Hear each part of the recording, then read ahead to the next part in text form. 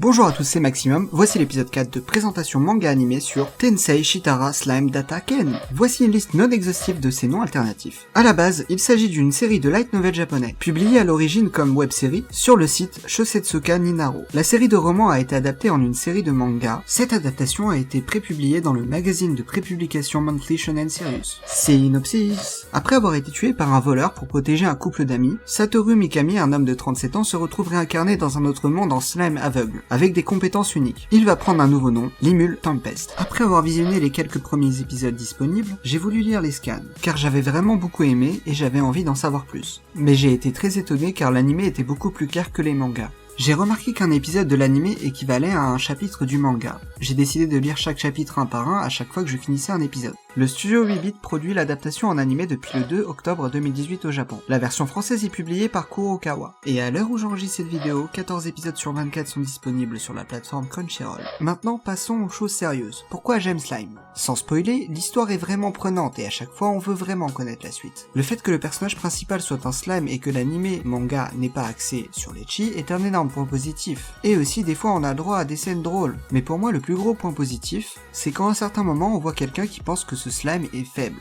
Car les slimes en général, dans cette œuvre, normalement sont les créatures les plus faibles. Sauf que dès le début, avec ses compétences et un peu de chance si je puis dire, notre slime devient très rapidement quelqu'un d'assez fort. J'ai beaucoup apprécié le fait d'être surpris par des choses qui se passent et que je n'aurais jamais pu prévoir. Autre point positif, le fait d'être plongé dans l'anime au plus près du personnage principal, vivre sa vie à travers ses pensées, ses réflexions et son ingéniosité. Je rajoute que cet anime m'a fait ressentir beaucoup d'émotions telles que la tristesse et la jubilation. Je pourrais passer un très long moment pour faire l'apologie de cet anime, mais on va s'arrêter là car sinon la vidéo serait trop longue et je déteste spoiler. Passons maintenant au point négatif. Il y a eu un épisode que j'ai trouvé lent. Il ne se passait pas énormément de choses, mais pour leur défense, ils n'auraient pas pu faire mieux car le contexte de l'histoire voulait que cet épisode soit ainsi fait. Et un autre point négatif, les légers spoilers dans l'opening. Mais bon, là je chipote un peu, il fallait bien trouver des points négatifs. Conclusion, vous l'aurez compris, je recommande évidemment cet anime. Et honnêtement, si vous ne l'avez pas encore regardé, qu'est-ce que vous faites sur cette vidéo ? Il est enfin temps de noter l'anime. Concernant la musique et les sons, la musique est géniale que ce soit pour l'ending, l'opening ou le reste, elle donne une grande immersion et est très entraînante. 9 sur 10. L'histoire est géniale, j'ai déjà dit pourquoi, 9 sur 10. Et puis pour l'animation, les graphismes, j'adore le concept, 9 sur 10. Que ce soit pour les skills du slime, le chara design, tout est bien fait, j'adore, 9 sur 10. Cet anime mérite donc 9 sur 10, de moyenne, parfait. Allez le regarder si vous l'avez pas déjà vu, yes.